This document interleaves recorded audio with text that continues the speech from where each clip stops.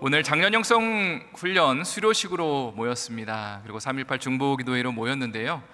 오늘 이제 이 본문의 말씀을 가지고 어떤 도전을 할 수 있을까를 고민하고 기도하면서 오늘 하나님의 말씀을 준비하였습니다. 무엇보다 우리가 주님을 닮아 나가는 것이 무엇일까? 특별히 작년 영성 훈련을 수료하신 우리 한 분 한 분을 향해서 우리가 도대체 한 학기 동안 이 배움과 가르침을 받은 그 목적과 부르심이 무엇인가를 고민하면서 이 말씀을 좀 들었으면 좋겠습니다.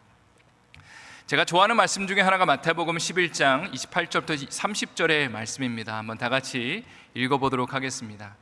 수고하고 무거운 짐진 자들아 다 내게로 오라. 내가 너희를 쉬게 하리라. 나는 마음이 온유하고 겸손하니 나의 멍에를 메고 내게 배우라. 그러면 너희 마음이 쉼을 얻으리니 이는 내 멍에는 쉽고 내 짐은 가벼움이라 하시니라. 세상의 사람들은 나의 뜻과 나의 방식을 가지고 이 땅을 살아가면서 이 땅의 삶의 그 무게가 참 무겁다는 것, 삶이 참 녹록지 않다는 것을 절감하게 됩니다. 그러나 예수님을 믿는다는 것은 그분의 방식을 배우고 그분의 방식을 따라가는 것인데, 참 재밌는 것은 예수님 믿는 것을 예수님이 이렇게 표현하십니다. 내 멍에는 쉽고 내 짐은 가벼운 것이다. 사실 우리가 예수님을 믿는다 하면 좀 힘들고 어렵다라는 그런 생각을 할 때가 있습니다. 가령 십자가를 지는 삶, 우리 자신을 부인하는 삶, 죽기보다 싫은 것이고 때로는 우리의 삶이 비참하게 느껴질 때도 있는 것이 나를 부인하고 십자가를 지는 것인데, 주님은 우리를 향해서 이렇게 도전하시는 것이죠. 나의 멍에는 쉽고 내 짐은 가볍다라고 주님이 말씀하시는 겁니다. 저를 한번 따라해 보도록 하겠습니다. 크게 한번 따라해 주세요. 주님의 멍에는 쉽고 주님의 짐은 가볍다. 최근에 한 목사님께서 이런 설교를 하시는 것이 참 와닿았습니다. 성령의 기름 부으심이라는 표현을 사용하시면서 기름의 특징이 무엇이냐 물어보시더라고요. 기름은 참 미끈미끈하고 부드러운 것입니다. 자, 그런데 성령의 기름 부으심이 임하면 그 속에서 엄청난 능력이 임하는 것이고 사람들의 마음을 뒤집어 놓게 된다고 말씀하셨습니다. 예수 믿는 것도 마찬가지라는 것이죠. 참 부드러워 보이고 인자해 보이는데 거기에 능력이 있습니다. 참 쉼과 안식을 누리는 것 같은데 그 속에 십자가를 지는 역사가 있고 사람을 살리는 은혜가 있는 것이 주님을 닮아 나가는 삶, 예수님을 바라보는 삶이라고 할 수 있습니다.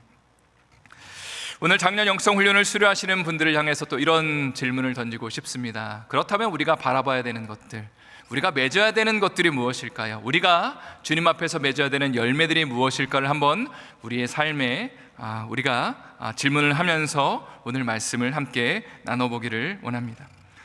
오늘 본문은 마태복음 5장부터 7장까지의 산상수훈의 일부입니다. 예수님을 따르는 제자들을 향해서 주님이 이 말씀을 하셨는데요, 지난 몇 주 동안 살펴본 마태복음 5장 21절부터 48절의 말씀은 총 6가지의 구약 성경의 계명을 언급하고 있습니다.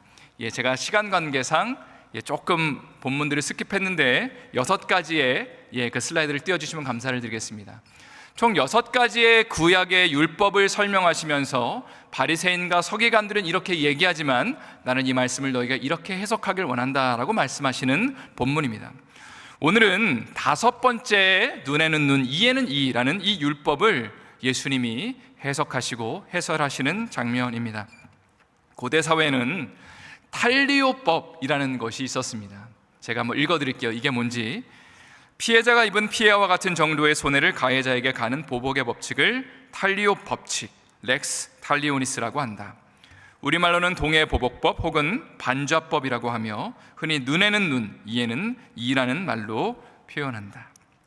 설교를 준비하면서 눈에는 눈, 이에는 이라는 그 표현을 검색창에 적어봤는데 뭐가 나왔냐면 2008년에 개봉한 영화 제목이더라고요. 이것이요. 그래서 한석규가 나오고 그리고 차승원이 나오는데 한석규는 형사반장으로 나옵니다. 백반장으로 나오고요. 차승원은 백반장을 사칭해서 이제 금괴 600kg을 훔친 도둑놈으로 나옵니다. 그래서 차승원이 이제 쫓김을 당하는 한석규에게, 그것이 영화의 내용인데요. 저는 영화는 보지는 않았지만 이제 줄거리를 보니까 이런 이야기들이 펼쳐집니다. 차승원을 계속해서 쫓아다니는 그 과정 속에서 한석규가 무엇을 발견하게 되냐면 5년 동안 이 범죄를 아주 치밀하게 계획했다는 것을 알게 되고, 그리고 한석규가 과거에 형사로서 차승원에게 이제 좀 본인이 느끼기에는 좀 안 좋은 일을 했던 것 같아요. 그러니까 차승원이 이것을 한석규에게 복수하는 내용. 그래서 눈에는 눈, 이에는 이로 내가 대항한다라는 그런 제목을 갖고 있는 영화입니다. 세상을 살아가는 기본 법칙이기도 하죠. 우리의 삶 가운데 뭔가 손해를 본 것 같으면 그것을 그대로, 적어도 그만큼은 다른 사람들에게 동일하게 손해를 끼치는 것이 우리가 삶을 살아가는 인생의 법칙입니다. 출애굽기 21장 23절부터 25절의 말씀을 실제로 보면 주님이 이렇게 말씀을 하시죠. 다 같이 한번 읽어보도록 하겠습니다. 그러나 다른 해가 있으면 갑되 생명은 생명으로, 눈은 눈으로, 이는 이로, 손은 손으로, 발은 발로, 된 것은 된 것으로, 상하게 한 것은 상함으로, 때린 것은 때림으로 갚을지니라. 이 말씀이 선포된 시기는 이스라엘 백성들이 출애굽을 한 이후에 그들이 노예 생활을 하다가 이제는 자유인이 되어서 주님이 이제 그들에게 하신 말씀 중에 하나입니다. 자유인이 되었다는 것은 어떤 문제가 발생했을 때에 누군가 그 문제를 어떻게 해결하라고 말하는 것이 아니라 본인 스스로 혹은 이스라엘 백성들 스스로가 이 문제를 해결해야만 하는 것이죠.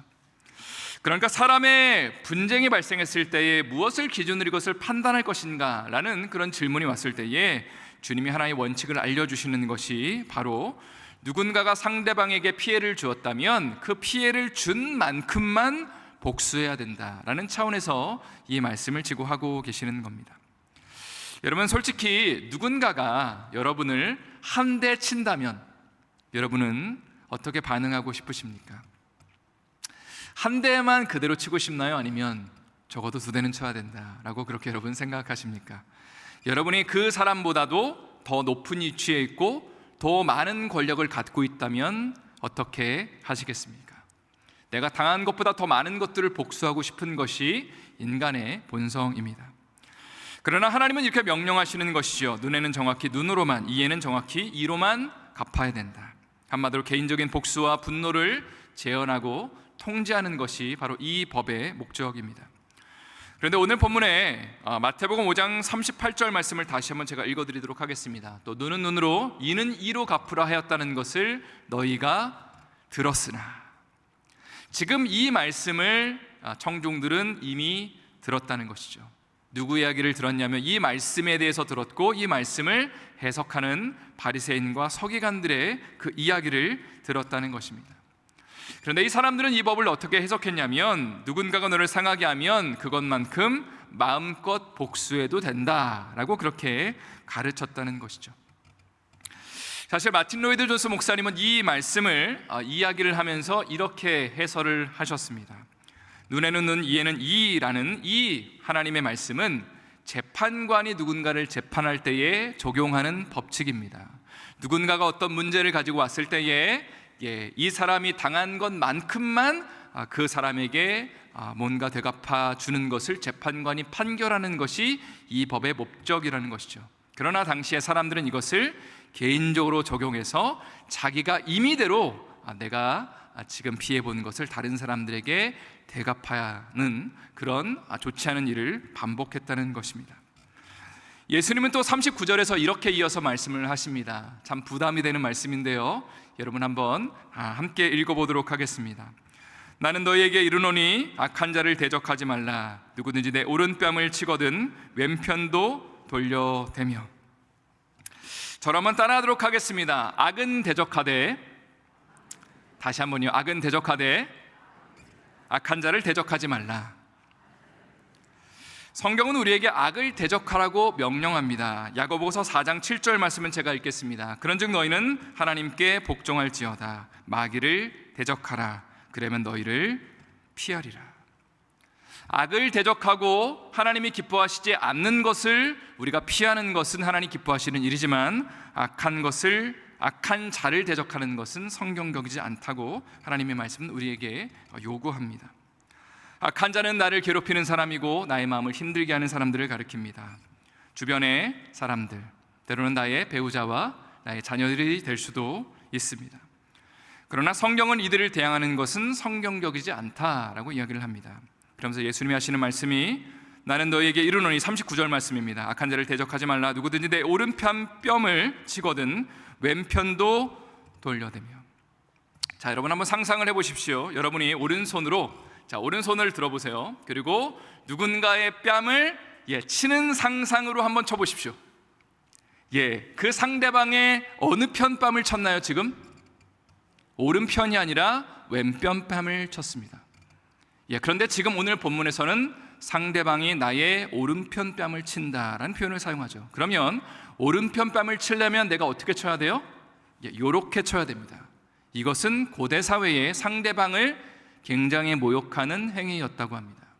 오른편 뺨을 맞는다면, 모욕을 당한다면 그것에 대해서 너희가 화를 내지 말고 왼편도 돌려대라 라고 주님이 말씀하시죠. 또 40절 말씀은 이렇게 말씀합니다. 또 너를 고발하여 속옷을 가지고자 하는 자에게 겉옷까지 가지게 해라. 그리고 41절 42절 말씀은 같이 읽어보도록 하겠습니다. 또 누구든지 너로 억지로 오리를 가게 하거든 그 사람과 심리를 동행하고 내게 구하는 자에게 꾸며 주며 내게 꾸고자 하는 자에게 거절하지 말라. 예수님 살았던 시대에는요, 로마 제국이 그 팔레스타인 지역을 다스리고 있었습니다.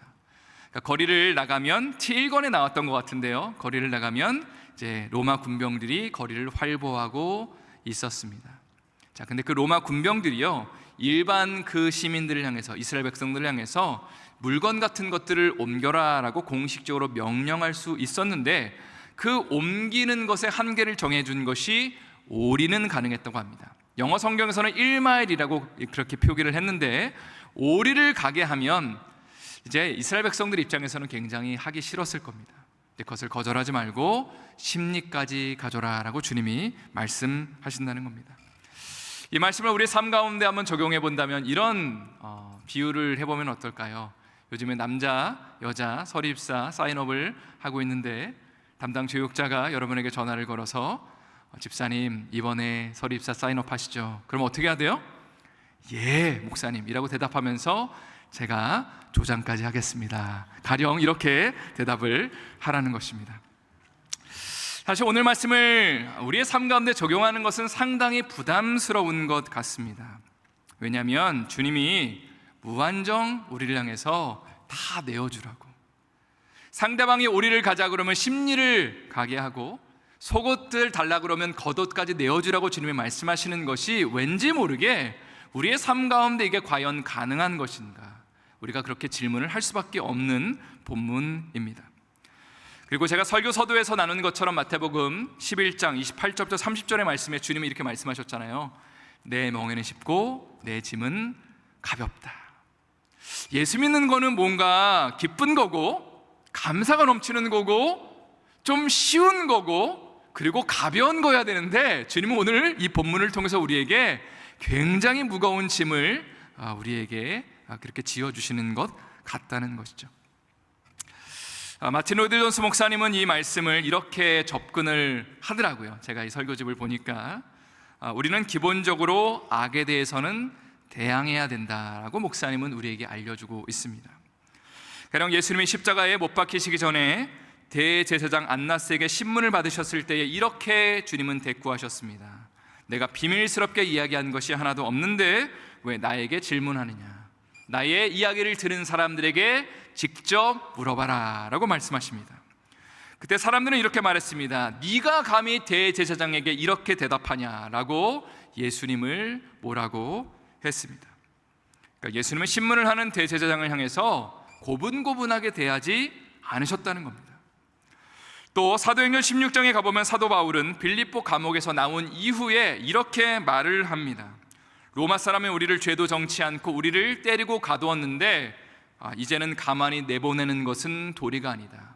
우리를 가둔 사람을 직접 우리에게 오게 해서 우리에게 사죄를 구하고 우리를 직접 내보내게 하라라고 그렇게 요구를 하는 것을 보게 됩니다. 이런 모습을 보면 바울 역시 오른뺨을 맞았을 때 왼뺨을 돌려대는 것 같지 않다는 것이죠. 자, 그런데 예수님은 대제사장이 하나님의 율법대로 자신을 재판하지 않을 때에 항의한 것이다 라고 로이드 존스 목사님은 이렇게 얘기를 합니다. 다시 말해 자신을 함부로 대하는 것에 지금 항의를 하는 것이 아니라 하나님의 율법을 함부로 대하는 모습에 지금 저항하는 것이다. 사도 바울 역시도 치안관들이 법을 지키지 않는 모습에 화를 내고 항의를 하는 것이다 라고 이야기를 하고 있습니다. 사실 우리가 악에 대해서 대항하는 것, 그러나 악한 자에 대해서는 대항하지 않는 것이 참 구분도 모호할 수 있고 참 어려운 적용점이라는 생각을 하게 됩니다. 그런데 오늘 새벽에 제가 나눈 말씀을 여러분과 한번 나눠보면 오늘의 말씀을 우리가 어떻게 적용할 수 있을지를 좀 힌트를 얻을 수 있을 것 같습니다. 히브리서 12장 2절 말씀인데요, 한번 다 같이 큰 소리로 읽어보도록 하겠습니다. 믿음의 주여 또 온전하게 하시는 이인 예수를 바라보자. 그는 그 앞에 있는 기쁨을 위하여 십자가를 참으사 부끄러움을 개의치 아니하시더니 하나님 보좌 우편에 앉으셨느니라. 여기 보니까요, 예수님은 그 앞에 있는 기쁨을 위하여 십자가를 참으셨고 부끄러움을 개의치 않으셨다. 자, 여러분, 이 주님 앞에 있는 기쁨이 무엇이었을 거라고 생각하십니까? 물론 예수님이 죽으시고 부활하시고 승천하시고 하나님의 보좌 우편에 앉으셔서 높임 받으시는 것이 앞으로 그분에게 일어날 일들입니다. 그러니까 그거를 위해서 내가 조금만 참자, 내가 높아질 거니까 조금만 참자라고 주님이 그렇게 참으실 수도 있습니다. 그러나 더 나아가서는 이 말씀을 묵상하는데 주님이 이런 마음을 부어주셨습니다. 자신의 희생과 죽음을 통해서 구원받을 수 있는 수많은 영혼들을 주님은 생각하셨을 겁니다. 자신의 생명을 바침으로 인해서 수많은 사람들, 우리를 포함한 이방인을 포함한 수많은 자들이 영적인 생명을 얻고 하나님을 아버지로 부르고 하나님 앞에 영광 돌리는 것을 마음 가운데 기쁨으로 여기면서 십자가를 참으셨고 부끄러움을 개의치 아니하셨다.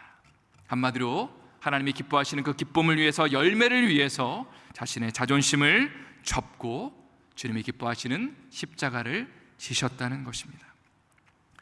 이것이 바로 오늘 본문의 말씀, 오른뺨을 치면 왼뺨까지 내놓아라. 이것을 바로 예수님이 실천하신 사건이라고 할 수 있습니다.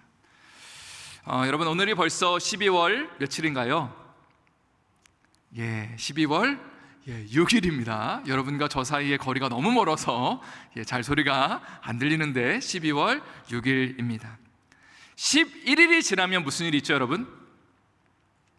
12월 17일 날 지난 30년 동안 은퇴하신 지난 30년 동안 목회하셨던 호목사님께서 은퇴하시고 이제 제가 그 바톤을 이어받게 됩니다. 목사님께서 자주 하시는 말씀 중에 이런 말씀이 있습니다. 목회는 이런 거다. 하나님이 목사의 그 모든 것들을 잡는 것이다 라는 그런 굉장히 명언을 목사님께서 하셨습니다. 목회가 쉽지 않다는 것이죠. 하나님이 목사 잡는 게 목회다. 그런데 그럼에도 불구하고 이 무거운 직무를, 그러나 거룩한 직무를 어떠한 동기를 가지고 감당할 수 있을까를 고민을 하게 됩니다. 사실 목회를 하다 보면 실망하고 낙담하고 좌절될 때가 있죠. 여러분도 그럴 때가 있으실 거라고 믿습니다. 근데 목사님이 항상 이런 도전을 저한테 하셨습니다. 사람 바라보면 실망할 수밖에 없다. 그러나 그럴 때마다 무릎 꿇고 목사는 주님의 뜻을 구하고 하나님이 말씀하시면 순종하는 사람이다. 하나님 바라보면 이 길을 끝까지 걸어갈 수 있다라고 그렇게 도전해 주셨습니다. 특별히 히브리서 12장 2절 말씀은 우리에게 이렇게 도전하고 있죠. 그는 그 앞에 있는 기쁨을 위하여 십자가를 참으사 부끄러움을 개의치 아니하시더니. 여러분, 저에게는 그 앞에 있는 기쁨이 무엇일까요? 여러분의 삶에는 그 앞에 있는 기쁨이 무엇인가요? 제가 목회를, 인내를 가지고 주님을 바라보면서 잘하면 주님이 저를 높여주시고 주님이 저에게 영광을 부어주시는 것이 그 기쁨일까요? 천국의 상급이 그 기쁨일까요? 물론 그것도 기쁨일 겁니다. 그러나 기도하는 가운데 하나님 무엇이는 마음은 바로 이것이에요. 제가 인내하고 참고 정말 무릎 꿇고 하나님 앞에 눈물 흘리는 그 시간들을 통해서, 만약에 그걸 통해서 우리 성도들이 주님을 더 가까이 주님을 만날 수 있다면, 잃어버린 생명들이 예수님 앞에 나와서 그 영원한 생명을 얻고 하나님의 그 영광스러운 그 은혜를 맛볼 수만 있다면 그것이 하나님 나에게 허락하시는 그 기쁨이라는 것이죠. 우리는 그 기쁨을 바라보며 모든 고난과 아픔을 참을 수 있게 됩니다. 십자가를 견딜 수 있는 것이죠. 여러분에게도 이런 도전을 드리고 싶습니다. 만약에 누군가가 여러분의 오른뺨을 친다면 화가 나고 열받으실 것입니다. 복수를 하고 싶을 것입니다. 그런데 만약에 우리가 그것을 참아내야만 한다면 그것은 무엇 때문일까요? 내가 참 힘든데, 내가 참 그만하고 싶은데, 누군가를 향해서 대적하고 싶고 대항하고 싶은데 참아야 된다면 무엇 때문일까요? 저는 두 가지 때문이라고 믿습니다. 첫 번째는 영원한 천국에 대한 약속 때문이죠. 주님이 우리를 보상하시고 우리를 격려하시는 방법입니다. 두 번째는 더 나아가서 우리가 맺게 되는 열매들 때문에 그렇습니다. 우리의 참음과 인내를 통해서 누군가가 주님을 알게 된다면 우리의 삶을 더 내어드릴 수 있는 것이죠. 우리의 무릎 꿇음을 통해서 우리의 자녀들과 배우자들과 우리 주변의 성도들이 주님을 알게 된다면, 그러면 우리의 자존심을 접을 수 있는 거겠죠. 내가 정말로 무엇인가 인간적인 혈기를 가지고 내가 살아가고 싶지만 내 주변에 있는 사람들, 우리의 자녀들이 내가 인내하고 기도하는 걸 통해서 영적인 생명을 얻을 수만 있다면 우리가 하나님 앞에 무릎 꿇을 수 있다는 것입니다. 특별히 오늘 3.18 중보 기도회로 또 모였습니다. 우리가 참 바쁘고 분주한 중에 이렇게 모여서 기도할 수 있는 것은, 또 하나님 앞에 무릎 꿇으며 울며 누군가를 위해 통곡할 수 있는 것은 우리를 통해서 누군가가 영적인 생명을 얻을 수 있기 때문입니다. 바로 그것을 위해서 나의 자존심을 굽힐 수 있는 것이고, 나의 생각과 나의 개의, 나의 고정관념을 주님 앞에 내려놓고 주님이 말씀하시면 제가 십자가를 지겠습니다. 주님이 나에게 명령하시면 주님, 내가 그 길을 끝까지 걸어가겠습니다라고 우리가 주님 앞에 결단할 수 있다는 것입니다. 오늘 말씀을 마무리하기를 원합니다. 주님은 우리를 열매 맺는 삶으로 초청하십니다. 특별히 마태복음 11장 아까 읽었던 말씀 중에 내 멍에는 쉽고 내 짐은 가볍다. 주님을 닮아나가는 삶은 참 부담스럽습니다. 사실 오른편을 맞았을 때 왼편을 내놓는 것은 너무나 희생하는 그런 삶을 예표하는 것이죠. 누군가가 오리를 가자고 했을 때 정말 하기 싫은데 심리를 가주는 것은 정말 하고 싶지 않은 일입니다. 그러나 여러분, 주님의 초청을 기억하십시오. 내 멍에는 쉽고 내 짐은 가볍다. 왜 그럴까요? 그 길이 우리 예수님이 걸어가신 길이기 때문이고요, 그 길이 주님이 우리의 삶 가운데 영원한 생명을 보장하는 길 때문이고요, 그 길이 우리의 삶 가운데 영적인 열매들, 정말 우리의 울부짖음과 하나님 앞에서의 부르짖음을 통해서 우리 주변에 있는 사람들이 혹은 우리의 자녀들이, 우리의 배우자가 하나님의 영광을 맛보고 하나님의 은혜 가운데 거할 수 있는 길이기 때문에 우리가 주님과 함께 거하며 그 멍에를 지고 그 짐을 가볍게 느낄 수 있게 된다는 것입니다. 이 안에 기쁨과 감사와 감격이 넘치게 될 것입니다. 수많은 자들을 영적으로 잉태하는 우리의 삶이 될 수 있기를, 무엇보다 작년 영성 훈련을 수료하시는 모든 분들의 삶 가운데 주님이 기뻐하시는 그 짐을 지고 그 십자가를 지고 주님을 따라갈 수 있는 우리의 삶이 될 수 있기를 예수님의 이름으로 축원드립니다. 다시 한번 예수님의 이름으로 축원드립니다.